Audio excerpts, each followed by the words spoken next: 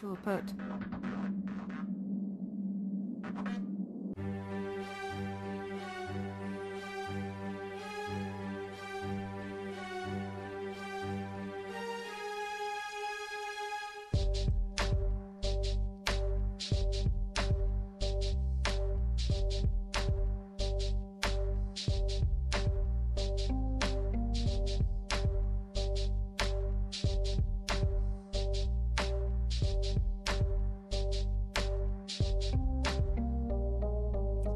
Good evening, Earthlings.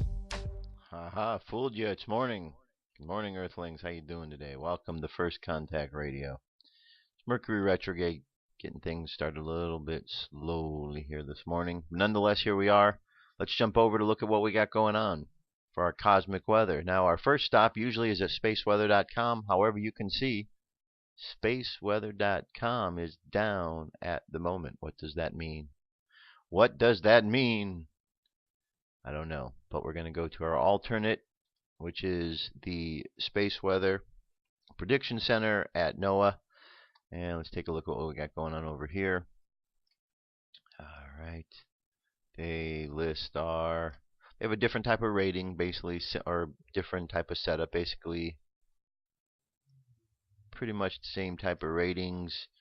No geomagnetic storms in the last 24 hours or its current. Radio blackouts, none. Solar radiation. We can look at our wind right here. We can see our wind is in the 300 range, where we normally see it here. So things look about as we normally see them. Again, don't know why, but spaceweather.com is not here today, so I'm going to keep an eye on that over the course of the day, see what happens. Sometimes these things go out for various reasons, and we never quite know why.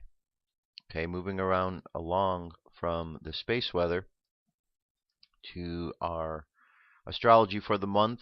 Okay, we're right down here today. So what that means is that from an astrological standpoint, we've got three elements we're dealing with today. The conscious mind element is water because of Scorpio. Scorpio in the tarot card is the card of death.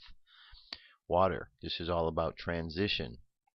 It's all about the idea of planting a seed. The seed dies to become a plant or a flower or whatever it's going to be.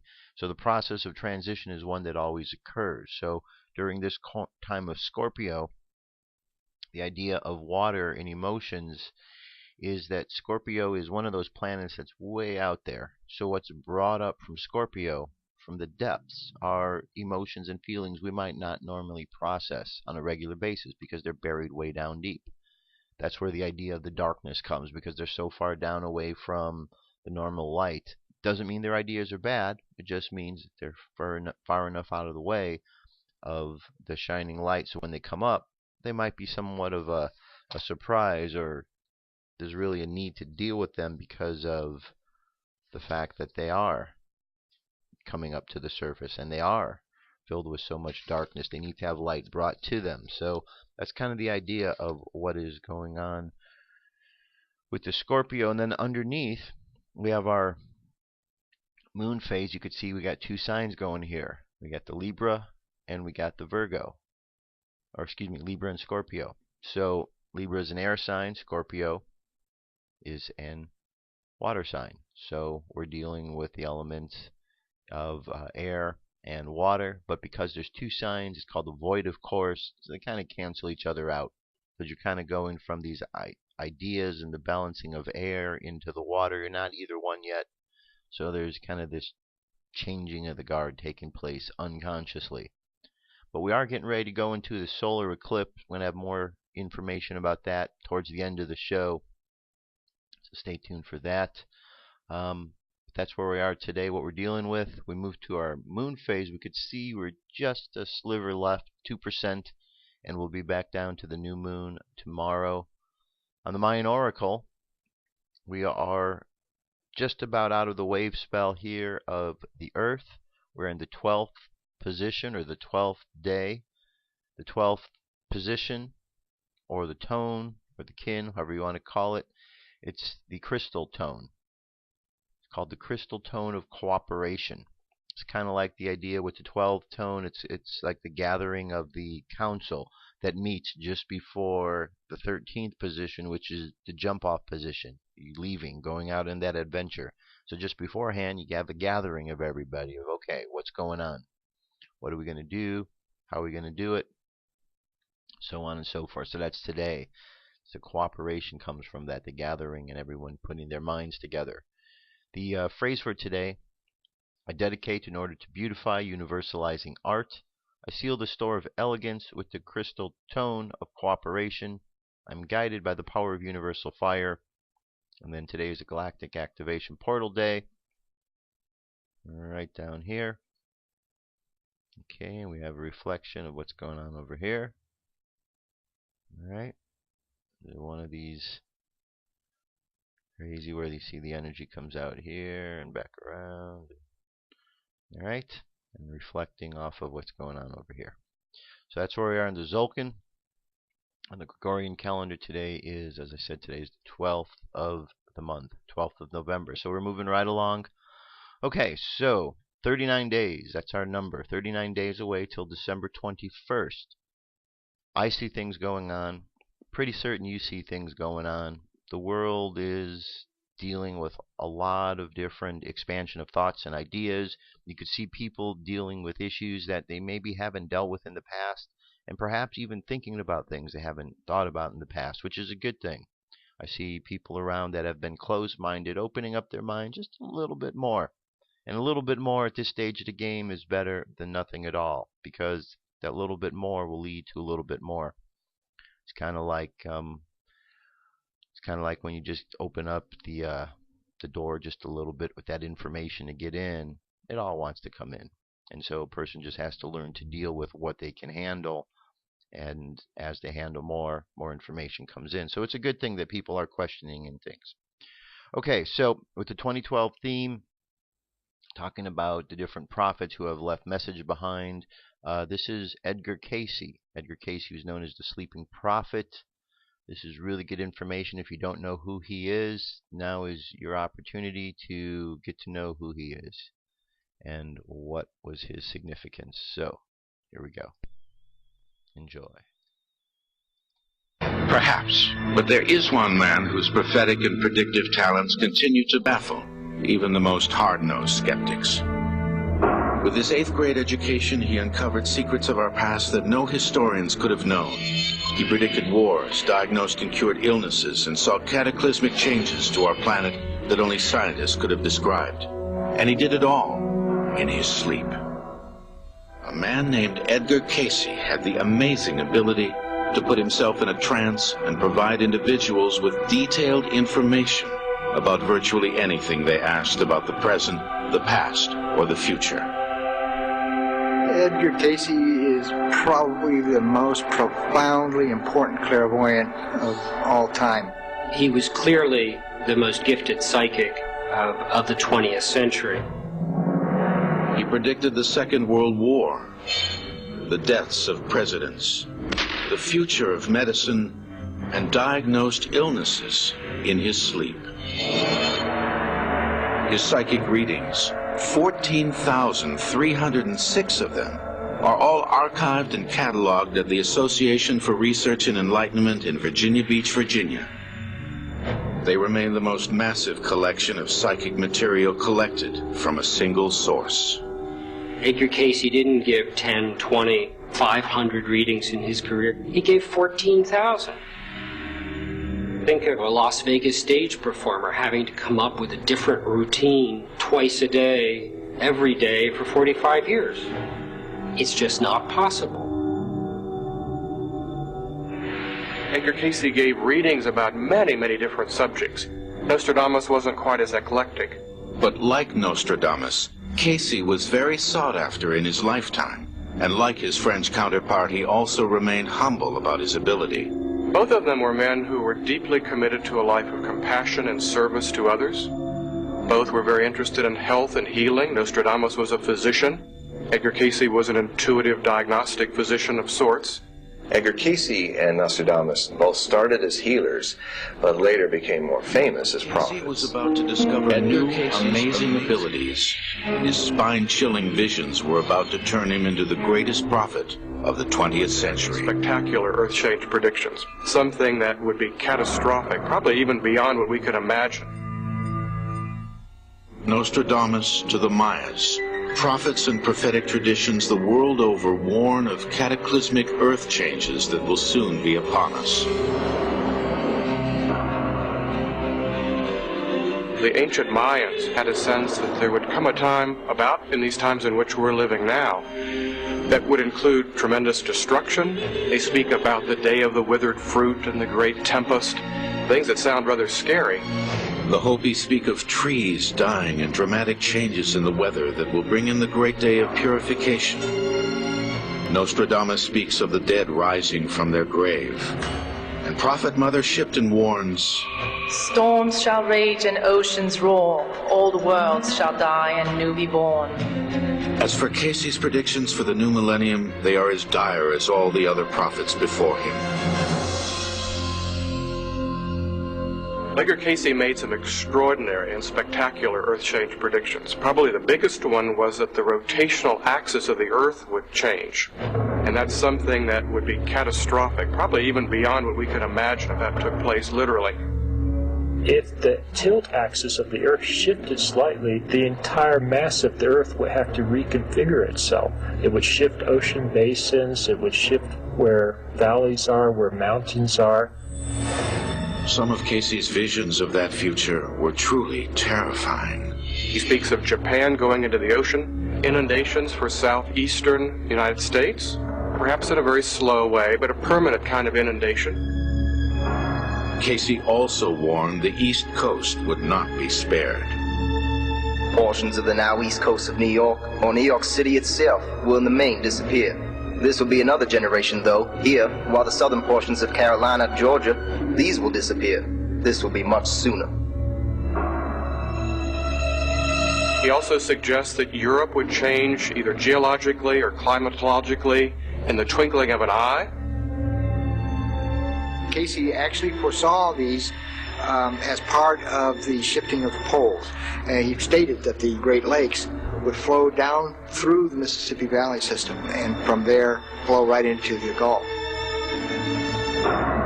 Amazingly, Cayce, who knew nothing about plate tectonics, said signs within the Earth would warn us of this coming pole shift. The most dramatic predictions that Edgar Cayce made is that there would be the onset of major Earth changes that would escalate in activity from 1958 on through 1998. From that period on, these trends, they would escalate again, then we would know that the pole shift was coming. There will be the upheavals in the Arctic and in the Antarctic that will make for the eruption of volcanoes in the torrid areas, and this will begin in those periods in 58 to 98. Volcanic activity events are increasing. The torrid zone activity has increased along with general world increase by something like 500% in the last 50 years. Cayce also predicted a surge in violent storms and earthquakes in this period. In the last 10 years, hurricane activity in the Atlantic has been at its highest, and an increasing number of earthquakes are being detected around the globe. And in 1999, German researchers measured more than 200 earthquakes in a period of 7 months above the Arctic Circle. Are Cayce, Shipton, Nostradamus, and the Mayan Hopis before them reading from the same book of prophecy? People from different cultures seem to have been able to tune into a kind of universal mind. That same level that Nostradamus and Edgar Cayce seem to have been able to tune into also. Is the world as we know it about to end? Some disaster with our skies, with our crops, with our rising oceans, they all can basically agree on that. They may emphasize one aspect more than others, but they all share the fact that we are entering a period of evolutionary crisis.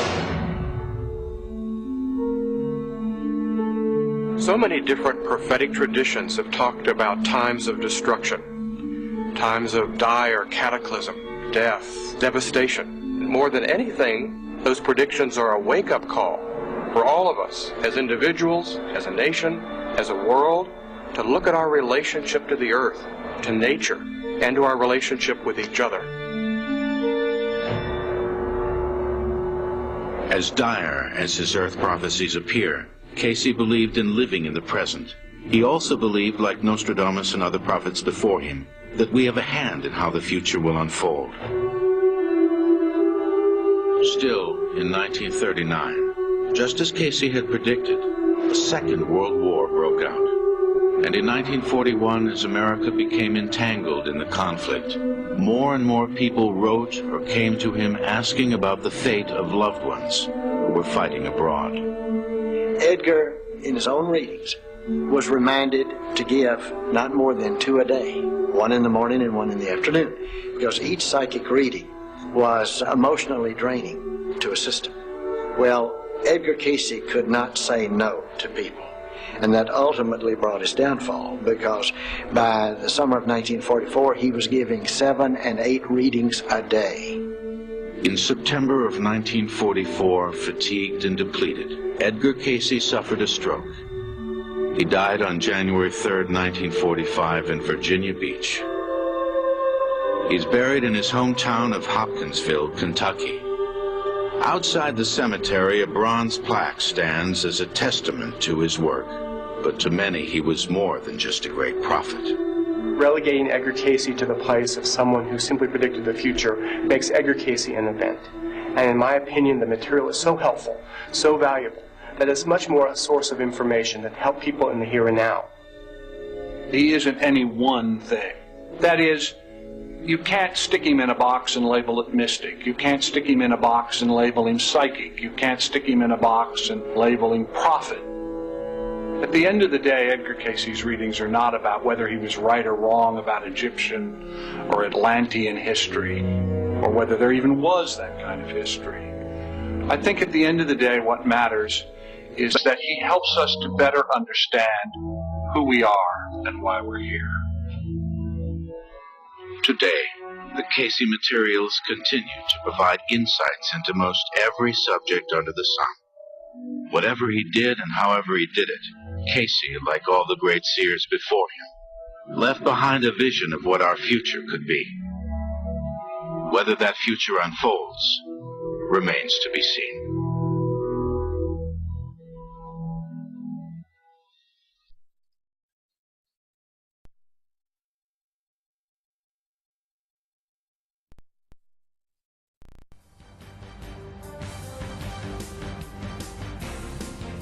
This is the UFO News with Joshua Poet. All right, Dirk, thank you very much. This is the UFO News for today. I have 5 stories. Let's get to them. Story number 1. This comes to us from Borneo. So, unidentified flying object seen and filmed over Sarawak, Borneo on the 10th. Alright, this was some kind of bright sphere hovering in the sky above Sarawak, one of the 2 Malaysian states and the island of Borneo. Okay, you see it in the distance there? It's just that bright light there. There we go. Right there in the distance.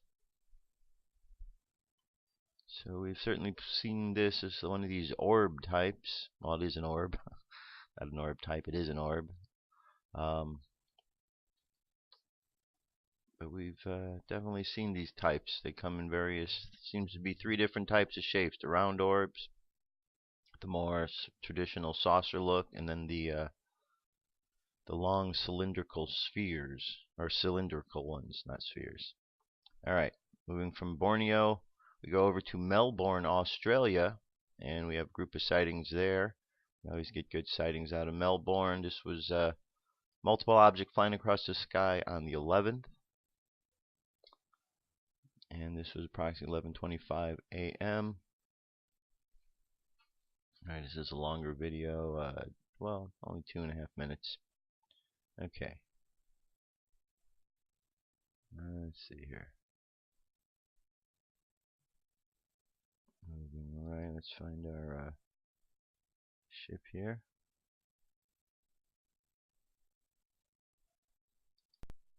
There we go. Okay, it's right in just slightly to the right of the middle of the screen. You see 2, and then whoa, right above that you got 1, 2, 3, 4, 5, 6 more. 7. There's a lot of them in this picture right now. I can't even really count them all. 1, 2, 3, 4, 5, 6, 7, and they look like they're getting lower to the ground. Very good shot. What is this? This is a whole fleet above Melbourne, Australia. Links available. Check it out. From Melbourne. Okay, this is a repeat of a story from last week. This is over Denver. And according to Fox 31 News Channel, they first learned about these sightings when a metro area man who does not want to be identified brought us his home video. He captured images on his digital camera. Okay. The object was flying around noon, 1 p.m., at least a couple of times a week. Strangest part is they're flying too fast to see with the naked eye, but when we slowed down the video, several UFOs appear. Alright. Looks like nothing's playing there. Alright, so that's over Denver. I thought that was a video, but nothing's going on there. And then moving over here, up on the moon's surface, check that out. Now, either somebody put that in there. It says Apollo 20 mission, not the sci-fi movie, was supposed to be a recovery of alien technology for a long cigar ship similar to this, but in Deport Crater. The ship is very similar in appearance. It's long but wider at the middle and end. However, it looks like part of it's been salvaged at the back or badly damaged. Look at the upper lines. Okay. NASA's Apollo 16 captured a strange object on the moon's surface. The object is about 2.5 kilometers long, which is 1.5 miles. It certainly crashed on the moon. We can clearly see a huge crater behind it. The object looks broken and damaged. We can also see a strange square-shaped face at the end of the object. Okay. It's a 1.5-minute video. Just kind of taking you to where you can find this. There's our crater.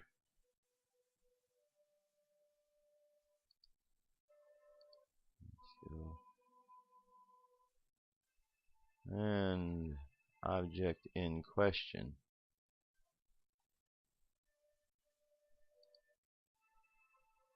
Okay, very interesting what that is. Why it's there. Alright, there you go. That's up on the moon. All kind of links available here. And our very last UFO story for today has to do with the Men in Black. Now, we've heard about the Men in Black plenty of times. We haven't really heard a lot about them in the present time. But this is an interview with Nick Redfern. Good long article here. Who are the Men in Black? In the blockbuster Hollywood movie of the same name, they were fictional characters. In real life, they are fearsome individuals who attempt to silence the witnesses of UFO and other paranormal phenomena. In his latest book, The Real Men in Black Evidence, Famous Cases and True Stories of These Mysterious Men and Their Connection to the UFO Phenomena, the popular best-selling author Nick Redfern delves deep into the strange world of this mysterious operatives. He is fully qualified to explore this theme. His works full-time as an author, lecturer, journalist, and has researched a wide range of unsolved mysteries, including Bigfoot, UFOs, Loch Ness Monster, alien encounters, the world of supernatural and paranormal, and government conspiracies and cover-up. Alright, so very good article here. I want to make you aware of that. Alright, that's our UFO news for today. Let me jump away for a moment. I'll be right back. What if our government was responsible for some of the greatest crimes against this nation? Would you really want to know? These are big questions, but these questions deserve answers. It's time to demand the truth. People should not be afraid of their governments. Governments should be afraid. 9/11 was an inside job. Kennedy was killed by the CIA. Jimmy Carter saw UFO. Answers to secrets you need to know. So wake up, wake up, wake up, wake up.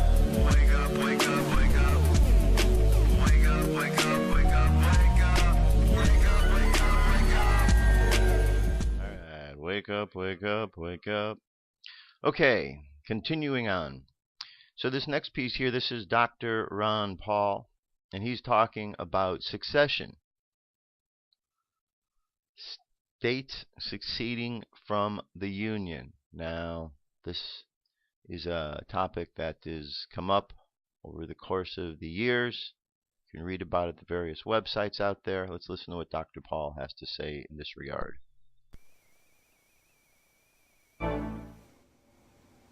This weekend I got a couple calls from the media asking me questions about Rick Perry, our governor here in Texas, the statements he made about possible secession. Now, he didn't call for secession, but he was restating a principle that was long held, and at least in the original time of our country, and that is that there was a right to secession. Actually, after the Civil War, nobody believes there is a so-called right to secession, but it is a very legitimate issue to debate, because all the states that came into the Union before the Civil War believed they had a right to secede. And New England in the early part of the 19th century actually considered it, and nobody questioned them about whether they had the right to do it or not. Since the Civil War, it's been sort of a dead issue, but he brought it up. It stirred the media, and believe me, it really stirred some of the liberal media, where they started really screaming about what is going on here. This is un-American. I heard one individual say, this is treasonous to even talk about it. Well, they don't know their history very well, because if they think about it, it's an American tradition. It's very American to talk about secession. That's how we came into being. 13 colonies seceded from the British and established a new country. So secession is a very much of an American principle. What about all the strong endorsements we have given over the past decade or two of those republics that seceded from the Soviet system? We were delighted with this. We never said, oh no, secession is treasonous. No, secession is a good principle. Just think of the benefits that would have come over these last 230-some years if the principle of secession had existed. That means the federal government would always have been restrained not to overburden the states with too much federalism, too many federal rules and regulations. But since that was all wiped out with the Civil War, the states, the federal government has grown by leaps and bounds, and we have suffered the consequences. And we need to reconsider this. We should think about it. It's not un-American to think about the possibility of secession. This is something that is voluntary. We came together voluntarily. A free society means you can dissolve it voluntarily. That's what the whole issue was about. Just remember, one of the reasons that Wilson drove us in unnecessarily into World War I, he talked about, well, we have to have every country in the world the benefit of self-determination. A good principle. Of course, I don't think he really believed that, but self-determination is a good principle. It's a very American principle. So to me, it's a shame that we can't discuss this. You know, it's interesting that so many of us have been taught for so many years, and as long as I can remember, from first grade on up, taking the Pledge of Allegiance, that we have a republic that's indivisible. And we have been preached at and preached it. So therefore, there is no contest, no question since the Civil War that we have even the thought that this could happen. But you know what a lot of people don't talk about, and they really don't even know about, is who wrote the Pledge to the Flag. The Pledge to the Flag came from Francis Bellamy, an avowed socialist who wanted to put into concrete in the pledge this principle of being indivisible. And he did it, you know, for the celebration, ironically, 400 years of the celebration of the landing of Christopher Columbus. So it was in 1892. I mean, the Pledge of Allegiance has not been here, you know, all our history. So I think it's worth a discussion. I think people should discuss this, because right now the American people are sick and tired of it all, and I think the time will come when people will consider it much more seriously, is when the federal government can no longer deliver.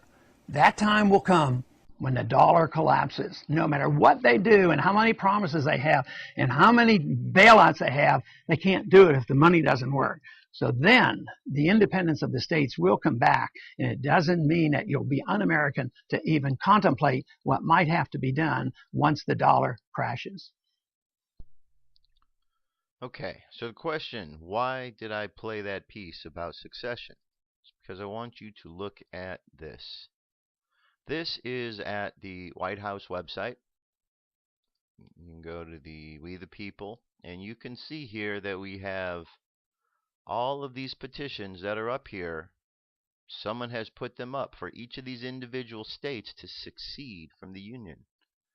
You got South Carolina, we've got Arkansas, Georgia, Missouri, Tennessee, Michigan, New York, South Carolina, Colorado, New Jersey, Oregon, North Dakota, Montana, Mississippi, Indiana, Kentucky, and on and on. There's a lot of them there. The link's available for you to check it out. So, the idea of seceding from the Union seems to be in the mind of the people. Now, this may not have been the states that put these up there. Nonetheless, they are up here, and somebody put them up because they are thinking about it. Now, let's flip our attention to what's going on with General Petraeus and this whole situation that's going on. I know you hear the whole story that's going on, and some of you are thinking, well, what a name, Petraeus. It sounds like Betrayus. You know, just like Carney, the guy who's the White House guy, has the same name as a carny, like a carny from a carnival. You know, it's all a big joke, a big game they're playing on us. And, you know, anyway, here's this, here's a few stories for you to research. Okay, first one we got, probe Petraeus triggered by email threats from biographer. The law enforcement officials did not provide an exact timeline for the investigation, but said the inquiry started several months ago. They said investigators thought they were dealing with a routine harassment case until some communications were traced to a private email account belonging to Petraeus. The sexually explicit nature of communications caused investigators to suspect that someone had broken into Petraeus' email account, leading to concerns about potential national security breaches, according to the officials. As investigation proceeded and more evidence emerged, including Broadwell's role, FBI investigators realized they had uncovered an affair between Petraeus and Broadwell. The emails from Broadwell indicate that she thought that the other woman was becoming involved with Petraeus. According to the officials, they said the emails were threatening and harassing, but not specific enough to warrant criminal charges. Okay, so there's one story. All right, we're going to continue on. This one here says Petraeus' mistress Paula Broadwell reveals Benghazi attack may have something to do with a secret CIA prison. Uh-oh. The plot thickens. I don't believe they're talking about this on the mainstream news. Apparently, the CIA annex in Benghazi had taken several Libyan militants as prisoners. According to Paula Broadwell at the University of Denver's speech on October 26, she said that while it's still being vetted, the U.S. government believes that the reason for the attack that killed our ambassadors, 2 CIA officers, and former Navy SEALs and 1 State Department officer. Broadwell confirmed in her speech that the CIA officers in Benghazi had called for backup and were requesting a Delta Force group called the Commander-in-Chiefs in Extremis Force. She said they could have come and reinforced the consulate. She didn't give a reason as to why they didn't, but didn't indicate that there had been a failure in the system. She says that Petraeus knew all of this within 24 hours of the attack, but wasn't allowed to talk to the press. Okay, here's the speech. This is the woman, Paula Broadwell. But wait, the plot thickens. Remember Karl Rove? Remember that guy, Karl Rove, the war criminal involved around the 9/11 incident? Uh-oh. He has a picture with her. He has a picture with Paula. So wait a minute. So we have Rove has a picture with this woman who has now been accused of having an affair that brought down this guy and is ultimately is all connected in kind of with the Obama administration doing a poor job. You see, a little bit more than meets the eye. I wonder if they're playing this picture out on Fox News. Oh wait, Karl Rove's one of their correspondence, I bet they're probably not going to put this picture, because this picture might require or bring up some questions, and I bet Carl doesn't want to answer questions, because we know that Carl doesn't like to answer questions. So, okay, so there we go. Moving on from there. Now, here's a story from the Telegraph. Israel may launch ground invasion into Gaza. All right. By lunchtime on Sunday, more than 70 rockets and mortars had landed in Israel from Gaza within 24 hours, leaving 6 Palestinians killed and 8 Israelis injured. As a cabinet meeting on Sunday morning, Mr. Netanyahu, the Israeli Prime Minister, said the world needs to understand that Israel will not sit idly by in the face of attempts to attack us. We are prepared to intensify the response. One unnamed senior Israeli government official said a ground incursion is certainly not out of the question, although we hope it won't come to that. The Israeli Defensive Forces, IDF, has confirmed that it is expecting at the very least instruction to intensify its campaign of airstrikes on Hamas targets. Commenters pointed out similarities between the weekend's violence and the last incursion into Gaza in 2008. Okay, so another war. Another war. Crazy, crazy. Okay. Now, speaking of war,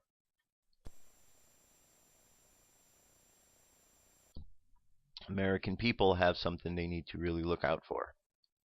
This is an old article from last month. Homeland Security graduates first Corps of Homeland Youth.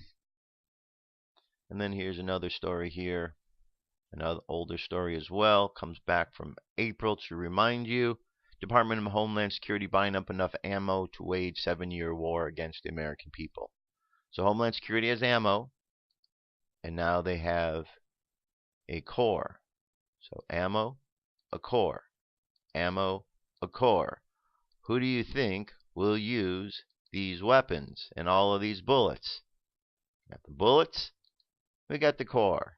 Not too hard to figure that out. They're both connected here by the Homeland Security. So we need to pay attention. All right, moving from there. This article, this story here says, this is tied in with all of the 2012 information. Sea level rise accelerating for the East Coast. This summer, the North Carolina Senate passed a bill banning researchers from reporting predicted increases in the rate of sea level rise. But the ocean, unbound by legislation, is rising anyway. And in North Carolina, this rise is accelerating. Researchers reported here yesterday, November 6th, at the annual meeting of the Geological Society of America. On the coast of North Carolina and other so-called hotspots along the East Coast, sea levels are rising about 3 times more quickly on average than they are globally. Researchers reported during a season devoted to sea levels. That's the fastest sea rise in the world.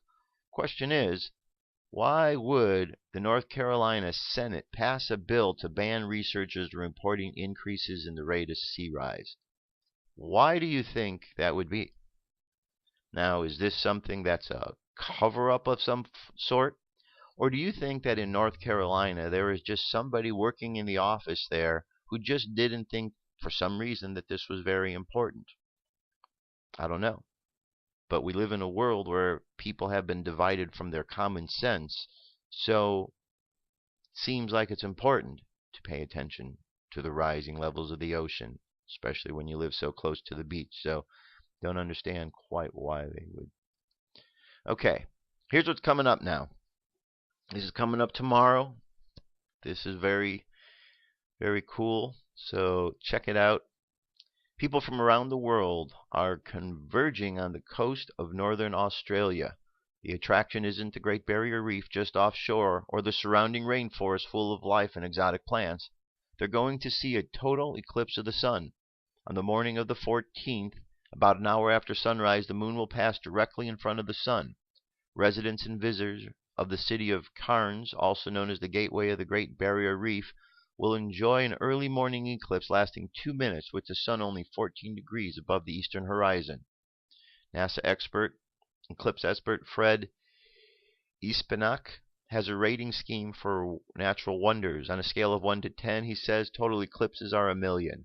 Even the reef itself would be momentarily forgotten by onlookers as the moon's cool shadow sweeps across the beach in ghostly tendrils on the solar corona around the black lunar disk. But there's more to this event than tourism. Scientists are attending. Okay, so that's the next part of this story. Let me click over to this link. I'm going to play this. All about what's going on here. Here we go.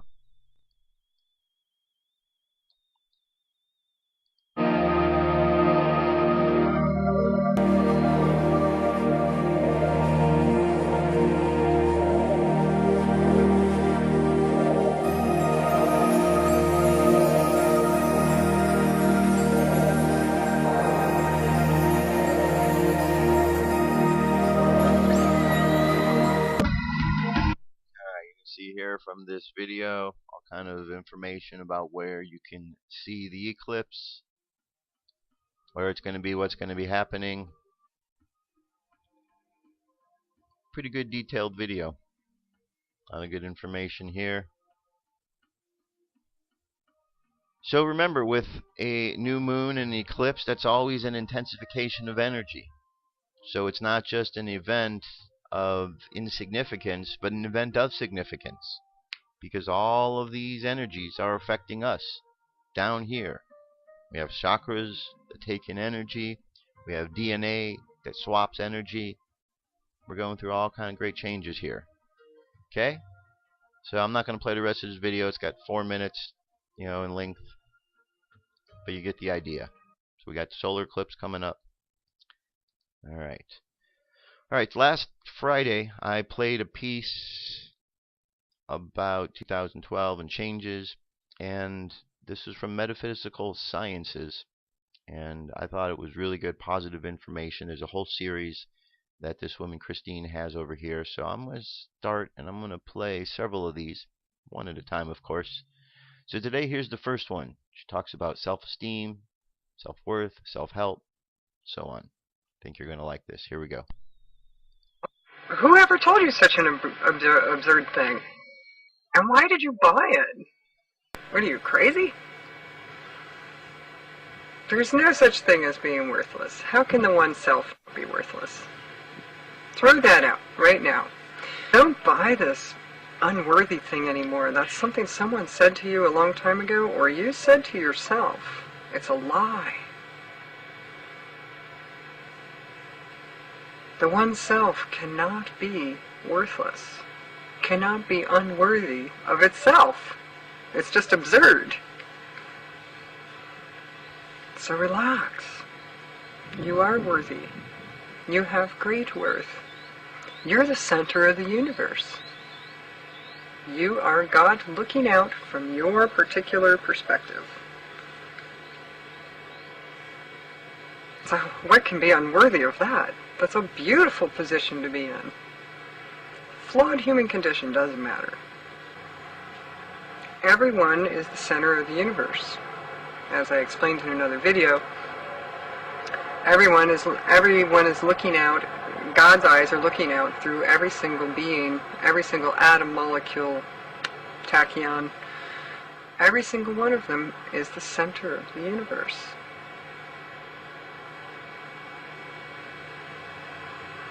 So forget being unworthy. Anytime you're saying this to yourself, it's only an illusion. It's one of the inner brat children in yourself coming forward and saying that you're not worthy. It could be the superego saying to you that you are not worthy or worthless. It's a lie. It's an illusion. It's a thought form. It isn't real.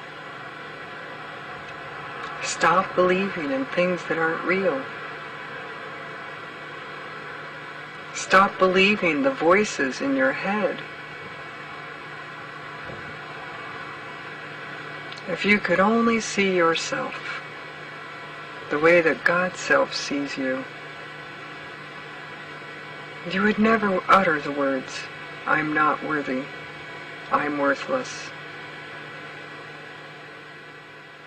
What makes you say that is because you don't have a perfected human condition. And that's what your goal is. And you feel like you haven't reached that. And so since you haven't reached the goal of a perfected human condition, You feel that you're unworthy. You're worthless. Well, I got news for you. None of us are ever going to be the perfect human being. None of us are going to ever have the perfect human condition. I guarantee you, the Dalai Lama does not have the perfect human condition. Gandhi did not have the perfect human condition. Perhaps even Jesus did not have the perfect human condition. They might have hid it from the rest of us a little better, but anyone who's in a human form is going to have some flaws. It's impossible not to have flaws, because that's the whole premise of the human condition. Is here's a set of flaws, here's a lifetime to work with them, play with it, explore it, see if you can get a little better at being a master of life on earth. And that's all there is to it. It has nothing to do with you. You are not flawed. You're simply raw awareness, consciousness. And the human condition is temporary, a passing experience in the eternity that you are. So how can you say you're worthless? Or how can you even allow others to say that to you? Someone said that to you when you were younger, probably, and you took up the knife and kept stabbing. So stop that now. You can stop that anytime you want. You can stop the self-abuse. You can stop the self-berating. Anytime. If you are talking nasty to yourself, you need to stop. You're not going to heal. You're not going to express the divinity that you are as long as you're telling mean things to yourself about yourself. That's why you feel unworthy, why you feel worthless. It's because you're continuing to harm yourself, because you're not perfect. Let it go. You don't need to be perfect to still reflect the divinity that's within you.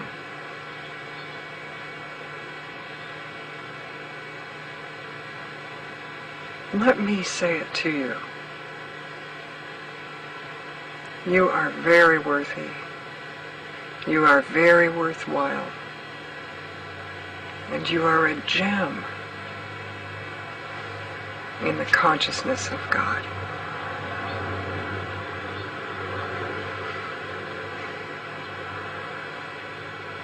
Give yourself some of the love that you often give others.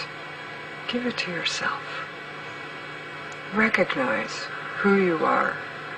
Recognize the beauty and the love that you are.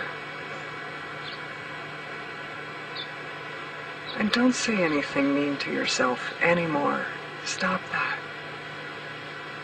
Be kind to yourself.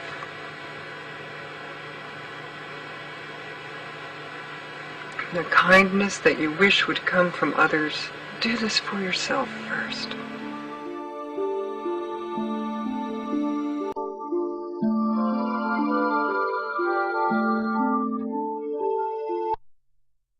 Alright, very nice, very nice. Okay, one last thing. I'm going to read this while we go into our meditation here. Let me show you what it is, though. This is a message from Hopi elders. It says, this is the hour and there are things to be considered. So, I'm going to go ahead, set up our meditation here.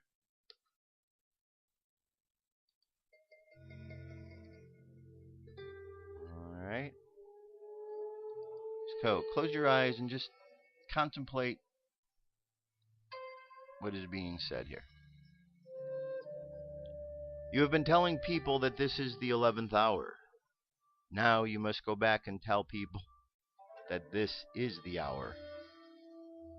And there are things to be considered. Where are you living? What are you doing? What are your relationships? Are you in right relation? Where is your water? Know your garden. It is time to speak your truth. Create your community. Be good to yourself and not look outside yourself for a leader. This could be a good time. There is a river flowing very fast. It is so great and fast that there are those who will be afraid. They will hold on to the shore. They will feel that they are being torn apart, and they will suffer greatly. Know that the river has its destination. The elders say we must let go of the shore, push off into the middle of the river, keep our eyes open and our heads above water. See who is in there with you and celebrate. At this time, we are to take nothing personally, least of all ourselves. For the moment that we do, our spiritual growth comes to a halt. The time of the lone wolf is over.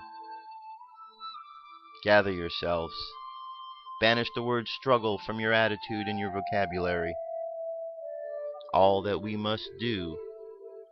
do must now be done in sacred manner and in celebration. We are the ones that we have been waiting for. It's a message from the elders, Orabi, Arizona Hopi Nation.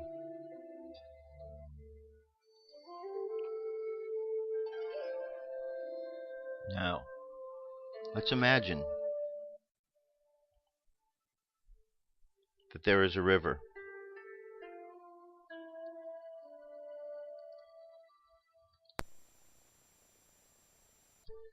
And that this river is flowing, and we could see it flowing as we're walking along the path where the river flows along next to us. But then the river picks up speed, and it begins to expand beyond the banks, and the shore starts to get washed away,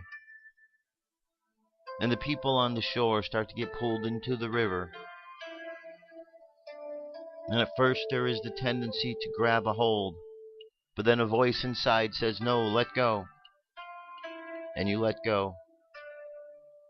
And as you float down the river, going with the flow of the river, you see others struggling to get out, to swim to the side, but they cannot swim against the current.